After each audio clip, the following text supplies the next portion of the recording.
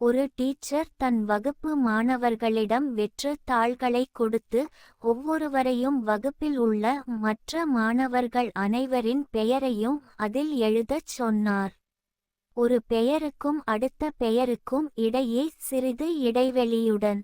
மாணவர்கள் எழுதி முடித்தவுடன் டீச்சர் சொல்கிறார், ஒவ்வொரு பெயருக்கும் எதிரே அவர்களிடம் நீங்கள் காணும் உங்களுக்கு பிடித்த நல்ல விஷயம் ஒன்றைப் பற்றி எழுதுங்கள். மாணவர்கள் ஒவ்வொருவரும் யோசித்து தங்களுக்கு தோன்றியதை எல்லாம் எழுதி கொடுத்தனர்.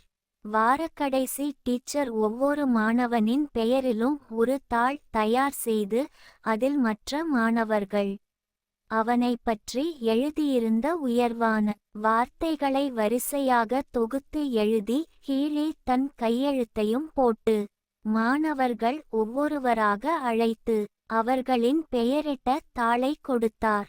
மாணவர்கள் அவரவர் இடத்திற்கு சென்று அமர்ந்து படிக்கிறார்கள்.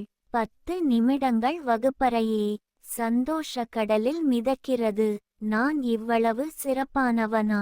என்னை பற்றி மற்றவர்கள் இவ்வளவு நல்ல அபிப்பிராயம் வைத்திருக்கிறார்களா? அத்தனை மாணவர்களும் ஆனந்தத்தில் திளைக்கிறார்கள். அந்த பட்டியலில் குறிப்பிடப்பட்டுள்ள குணாதிசயங்களை மேலும் மேலும் வளர்த்து கொள்ள முயற்சி செய்கிறார்கள்.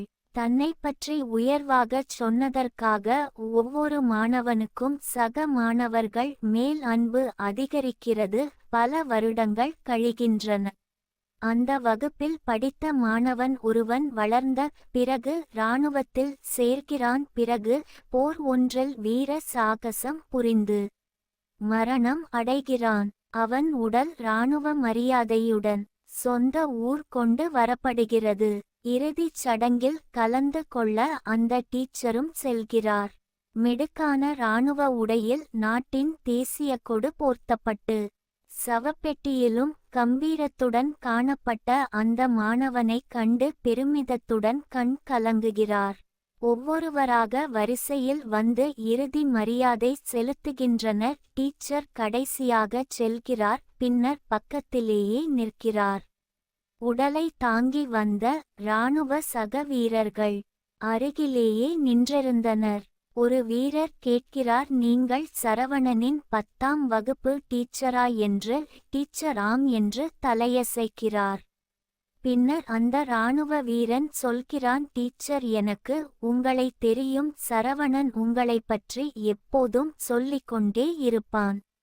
சடங்குகள் முடிந்த பின்னர் சரவணனின் பழைய வகுப்பு தோழர்கள் அங்கு டீச்சருடன் ஒன்றாக நின்றிருந்தனர். அங்கு சரவணனின் தாயும் தந்தையும் வருகின்றனர்.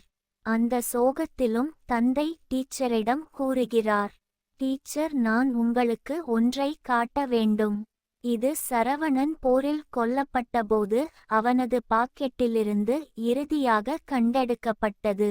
அவர் காட்டியது பெரிய பர்ஸ் ஒன்றில் பத்திரமாக பல முறை மடிக்கப்பட்டு மடிப்புகள் எல்லாம் போட்டு ஒட்டப்பட்டு பத்திரமாக பாதுகாக்கப்பட்ட ஒரு தாள். ஆமாம், பல வருடங்களுக்கு முன்னர் அந்த டீச்சர் சரவணனை பற்றிய நல்ல குணங்களை வரிசைப்படுத்தி தொகுத்து எழுதி கொடுத்திருந்த அதே காகிதம் தான். கண்ணீர் பெருக்குடன் சரவணனின் தாய் கூறுகிறார், ரொம்ப நன்றி டீச்சர், உங்கள் கடிதத்தை அவன் உயிரையும் விட மேலாக விரும்பினான். இத்தனை வருடங்களும் அதை அவ்வளவு பத்திரமாக பாதுகாத்து வந்தான். அவனுக்கு வாழ்க்கையில் மிகுந்த தன்னம்பிக்கையும் பிடிப்பும் ஏற்பட இந்த காகிதம் தான் உதவியது. டீச்சரும் மற்ற மாணவர்களும் சரவணனை நினைத்து கதறி அழுகின்றனர். ஆம் என் இனிய நண்பர்களே, இந்த வாழ்க்கை பாதை கரடு முரடானது. எங்கே துவங்கும், எப்படி இருக்கும், எப்போது எப்படி முடியும் யாருக்கும் தெரியாது. இருக்கின்ற காலத்தில் நம்முடன் இருப்பவர்களை அவர்களின் நல்ல இயல்புகளுக்காக நேசிப்போம். நல்லதும் கெட்டதும் கலந்தது தான் மனித குணம். ஒருவர் விரும்பத்தகாத குணத்தை கொண்டிருந்தால் நாம் அதை விரும்பவில்லை என்பதை எரிச்சல் காரணமாக அநேகமாக உடனேயே வெளிப்படுத்தி விடுகிறோம். ஆனால் ஒருவரிடம் உள்ள நற்பண்புகளை குணங்களை அநேகமாக நாம் வெளிப்படையாக பாராட்டத் தவறி விடுகிறோம். கூடாது என்றல்ல, அதன் அவசியம் நமக்கு தெரிவதில்லை.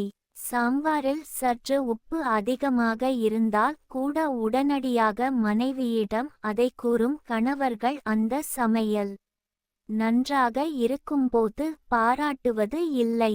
பாராட்ட வேண்டும் என்று தோன்றுவதில்லை.